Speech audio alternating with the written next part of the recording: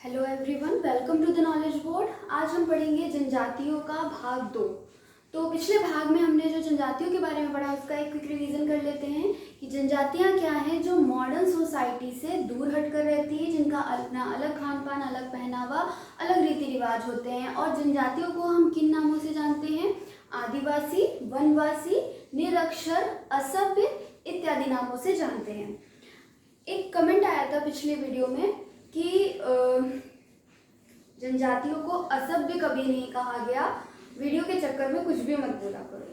तो मैं ये बता दूं कि मैं कोई भी चीज़ अपने मन से बनाकर नहीं पढ़ा रही हूँ। जो ऑथेंटिक सोर्सेज हैं उन्हीं से चीज़ें ली हुई हैं, ठीक है। दूसरी चीज़, ब्रिटिशर्स ने जनजातियों के लिए ना सिर्फ असभ्य शब्द का प्रयोग किया बल्कि क्रिमिनल ट्राइब तक बोला उनको, ठीक। ब्रिटिशर्स ने जनजातियों को एकदम निग्लेक्ट करके रखा। उसी का आज ये परिणाम है कि वो आज भी मुख्य धारा में शामिल नहीं हो पाए। ब्रिटिशर्स ने जनजातियों को असभ्य कहा, उनको अपनी शिक्षा नीति में शामिल नहीं किया, उनको किसी भी चीज़ में शामिल नहीं किया, बल्कि उन पर बहुत ज़्यादा अत्याचार किए। क्या कारण है कि 1857 की क्रांति में सबसे ज़्यादा जनजातीय के लोग ही थे? संथाल विद्रोह क्यों हुआ? संथाल कौन थे? संथाल जनजाति थे, ठीक है। फिर भी अगर मेरे शब्दों पर विश्वास नहीं है तो आप गूगल पर जाइए, जनजातियों के अन्य नाम डालिए और जो आपको ऑथेंटिक साइट लगे उसमें आप देखिए कि असभ्य शब्द का प्रयोग हुआ है या नहीं हुआ है। दूसरी बात, मैं बिल्कुल इनकरेज नहीं कर रही हूँ कि आप उन्हें असभ्य बोले या इलिटरेट बोले। अगर वो अनसिविलाइज्ड हैं, अनकल्टिवेटेड हैं, इलिटरेट हैं, तो ये हमारा काम है, ये सरकार का काम है कि हमें उनको लिटरेट करना है, ठीक है। तो आप डाउट पूछिए, आपके हर डाउट का वेलकम है, उसका समाधान किया जाएगा। लेकिन डाउट पूछने का एक वे होता है, आपकी जिज्ञासा का यहाँ पूरा समाधान किया जाएगा, लेकिन आपकी जिद का समाधान नहीं किया जा सकता। तो जिज्ञासु बनिए, जिद्दी बिल्कुल मत बनिए, ठीक है। चलिए आगे बढ़ते हैं। तो डॉक्टर बी एस गुहा थे। डॉक्टर बी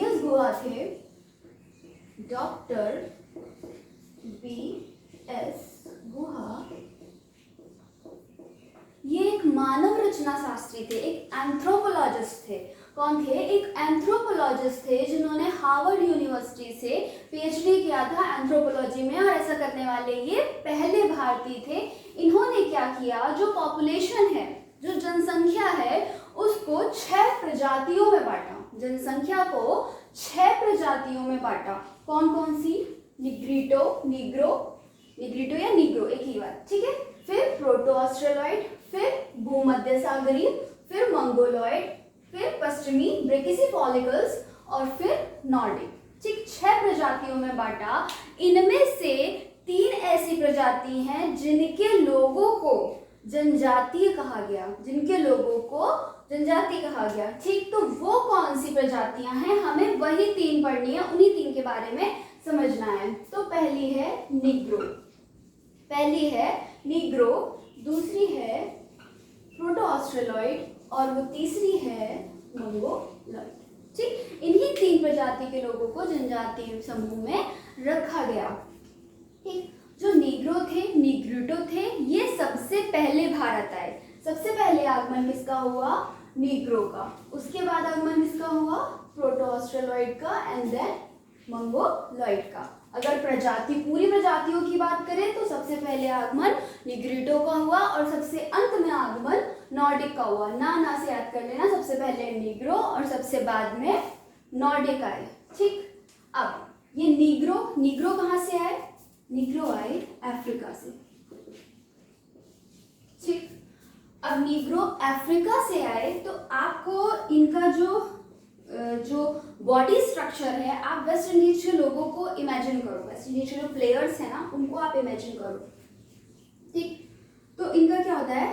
काला वर्ण होता है, जो स्किन कलर होता है वो इनका ब्लैक होता है, ठीक, डार्क कॉम्प्लेक्शन। उसके बाद इनकी जो नाक होती है वो चौड़ी होती है, नाक चौड़ी होती है, और होंठ इनके मोटे होते हैं,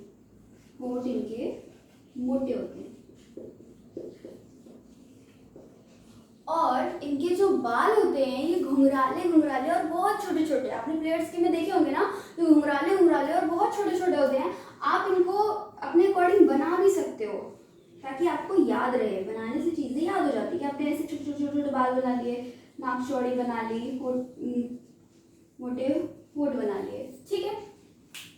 तो नीग्रो कहाँ से आए थे? अफ्रीका से आए थे। उसके बाद आते हैं प्रोटो ऑस्ट्रेलॉइड। अच्छा, पहले जो ये नीग्रो आए थे अफ्रीका से, आकर ये बसे कहाँ? इंडिया के कौन से पार्ट में नीग्रो रहते हैं? तो अंडमान निकोबार में, अंडमान निकोबार में और कुछ संख्या में केरल में। तो अफ्रीका, इस जगह पर आपका अफ्रीका कॉन्टिनेंट है, अफ्रीका से आए और कहाँ बस गए? अंडमान निकोबार में और केरल में बस गए, ठीक। प्रोटो ऑस्ट्रेलॉइड नाम से ही आप बता सकते हो कि कहाँ से आए होंगे? ऑस्ट्रेलिया से आए। और ये पूरा रीजन आप सेंट्रल इंडिया को ले लो, साउथ तक ले जाओ, ये सारे क्या हैं? Proto Australoid. इसमें जितनी भी जनजातियां आएंगी वो सब कौन से ग्रुप की हैं? प्रोटो ऑस्ट्रेलॉइड ग्रुप की हैं। तो प्रोटो ऑस्ट्रेलॉइड ग्रुप के जो जनजाति हैं इनका बॉडी स्ट्रक्चर कैसा होता है? आप इसका उल्टा कर दीजिए, नाक चौड़ी, तो नाक क्या कर दीजिए आप? पतली लंबी कर दीजिए, बाल घुंघराले नहीं, बाल स्ट्रेट होंगे और बाल लंबे होंगे, ठीक। Proto Australoid complete. अच्छा, एक भाषा के आधार पर भी जो प्रजातियां हैं उनका वर्गीकरण किया गया है, कई आधार पर वर्गीकृत किए गए हैं, हमें वो सब नहीं जाना, लेकिन हाँ बस एक छोटी सी चीज आप ये जरूर देख लीजिए कि ये जो प्रोटो ऑस्ट्रेलॉइड हैं इन्हीं को द्रविड़ भाषा परिवार का भी बोला जाता है, द्रविड़ भाषा परिवार।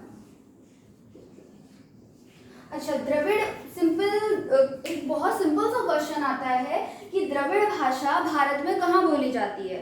तो द से द याद रखो, द से दक्षिण, द से दक्षिण, द्रविड़ भाषा भारत के दक्षिण में बोली जाती है। बहुत सिंपल सा क्वेश्चन है और बहुत बार एग्जामिनेशन में मिला हुआ है, ठीक है। तो प्रोटो ऑस्ट्रेलॉइड जो है वो द्रविड़ भाषा परिवार के हैं। तो यहाँ पर जो भी जनजाति है, जैसे हमने पढ़ा था सेंट्रल में, गोंड पढ़ी थी, भील पढ़ी थी, संथाल हो, ये सारी की सारी प्रोटो ऑस्ट्रेलॉइड के अंतर्गत आएंगी और ये सारी की सारी द्रविड़ भाषा। कैसे भी पूछ सकता है आपसे, तो प्रोटो ऑस्ट्रेलॉइड करके पूछ लेगा या फिर द्रविड़ भाषा परिवार करके पूछ लेगा, ठीक है। फिर आते हैं मंगोलॉइड।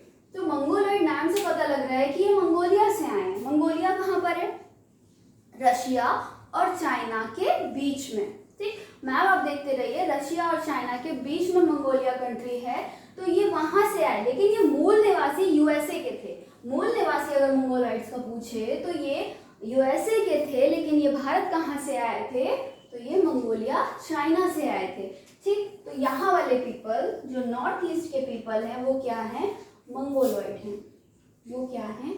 मंगोलॉइड है, मंगोलॉइड प्रजाति के। और मंगोलॉइड प्रजाति के जो लोग होते हैं उनका स्किन कलर जो होता है वो येलोइश होता है। कैसा होता है? येलोइश होता है। और उनकी पूरी बॉडी में बालों की कमी होती है, ठीक। तो ये वाला क्वेश्चन बहुत ज्यादा पूछा गया है कि येलोइश कलर जो है वो कौन सी प्रजाति का होता है? तो मंगोलॉइड प्रजाति। नॉर्थ ईस्ट की जितनी भी जनजातियां हैं वो मंगोलॉइड में आएंगी। अच्छा, नॉर्थ ईस्ट में हमने पिछले भाग में कौन कौन सी पढ़ी थी? मेघालय की पढ़ी थी, गारो, खासी, जयंतिया, ठीक। फिर यहाँ पे मणिपुर की कुकी और मैतेई पढ़ी थी, नागालैंड की नागा पढ़ी थी, ठीक। अरुणाचल प्रदेश में कौन सी पढ़ी थी? डफला, मिरी, अबोर, मिसमी। तो ये सारी क्या है? मंगोलॉइड हैं। यहाँ पर जितनी भी आएंगी, गोंड, भील, संताल हो, अराव या टोडा, ये सब किसमें आएंगी? द्रविड़ भाषा परिवार में या प्रोटो ऑस्ट्रेलॉइड में। और निग्रिटो आपको मिलेंगी अंडमान निकोबार में, ठीक। अच्छा, एक चीज और देखिएगा, जारवा, ओंगे, सेंटिनलीज और ग्रेट अंडमानीज। जारवा, ओंगे, सेंटिनलीज, ग्रेट अंडमानीज, ये तो सारी निग्रो हैं, नो डाउट, ये सारी निग्रो हैं।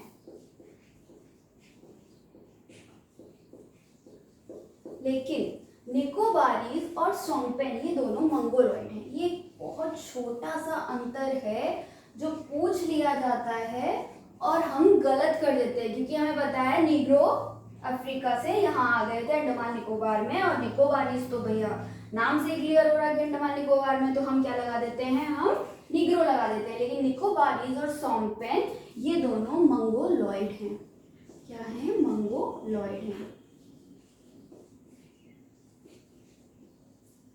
ठीक, एक मैं अलग से वीडियो बनाऊंगी यूनियन टेरिटरीज का, एक प्लेलिस्ट बना देंगे, उसमें अंडमान निकोबार को पूरा डिटेल में क्लियर कर देंगे, क्योंकि जो छोटी छोटी यूनियन टेरिटरीज होती है इनके बारे में बहुत कुछ नहीं है, लेकिन जितना है उनसे क्वेश्चन बन जाते हैं और वो नंबर हमारे पक्के हो जाते हैं। ठीक है, इतना क्लियर हो गया आपको।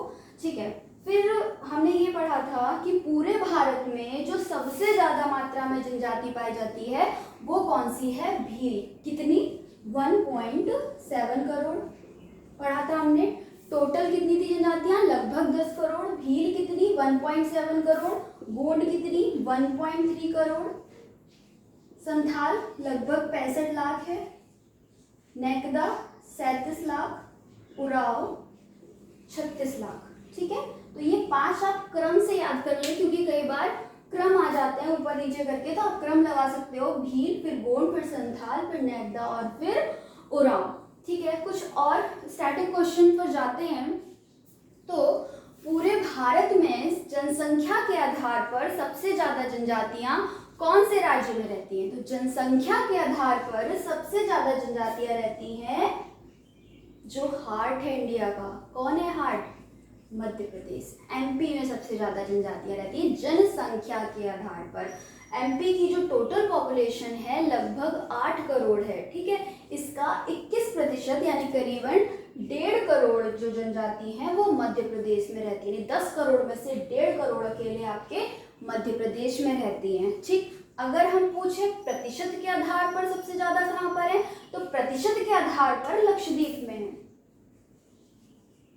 कैसे प्रतिशत के आधार पर ज्यादा, जनसंख्या के आधार पर ज्यादा? भाई लक्षद्वीप की जो टोटल पॉपुलेशन है वो पॉपुलेशन ही केवल 65,000 है। ठीक, केवल पॉपुलेशन ही यहाँ की 65,000 है, और मध्य प्रदेश की टोटल पॉपुलेशन 8 लाख है, जिसमें से 1.5 लाख क्या है? जनजातियां हैं। और लक्षद्वीप में कितनी जनजातियां हैं? 94%। 65,000 का 94% यानी करीब 60,000। तो प्रतिशत वाइज लक्षद्वीप, जनसंख्या वाइज मध्य प्रदेश। अब बात आती है कि सबसे कम जनजातियां कहाँ पर हैं। कम को छोड़ो, मैंने पिछले भाग में ये बताया था कि कहाँ पर बिल्कुल भी नहीं है। पंजाब, हरियाणा, चंडीगढ़ और दिल्ली, यहाँ पर बिल्कुल भी जनजातियां नहीं पाई जाती हैं। फिर आते हैं कि कम कहाँ पाई तो जाती हैं, लेकिन कम कहाँ पाई जाती हैं। तो नोट कर लीजिए कि सबसे कम गोवा में पाई जाती हैं, उसके बाद उत्तर प्रदेश में पाई जाती है, जबकि उत्तर प्रदेश सबसे ज्यादा जनसंख्या वाला राज्य है, लेकिन जनजातीय जनसंख्या यहाँ पर बहुत कम है। गोवा के बाद सबसे कम कहाँ पर है? उत्तर प्रदेश में सबसे कम है। ठीक है, एक चीज और,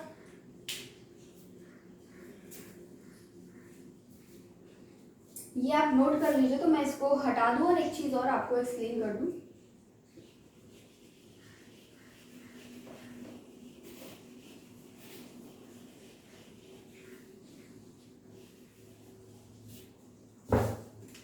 थोड़ा भावनाओं को समझना, मैप बना रही हूँ मैं।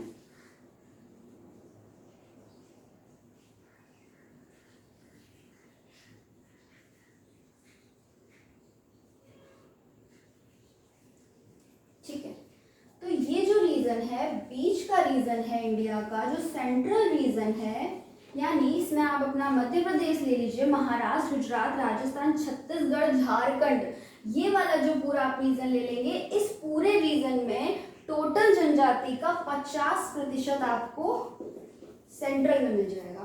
पूरी जनजाति का 50% एकदम भारत के बीचों बीच निवास करती हैं। उसके बाद नॉर्थ ईस्ट में आपको मिलेंगी 12%। कितनी? 12%। फिर आपको साउथ में मिलेंगी कितनी? 5%। और नॉर्थ में सबसे कम मिलेंगी कितनी? 3%। ठीक है, तो हमने आज प्रजातियां पढ़ ली, आज हमने कुछ स्टैटिक क्वेश्चन पढ़ लिए। इसके बाद अगला भाग आएगा जिसमें हम जितनी भी जनजातियां हैं, जितनी भी जनजातियां टोटल, तो जो संविधान में अनुसूचित जनजातियां वो 774 है, लेकिन 774 नहीं, लेकिन जितनी इंपॉर्टेंट मैक्सिमम हम पढ़ सकते हैं उतनी हम सारी पढ़ेंगे अच्छे से, और भी चीज़ें पढ़ेंगे और जनजातियों की विशेषताएं पढ़ेंगे।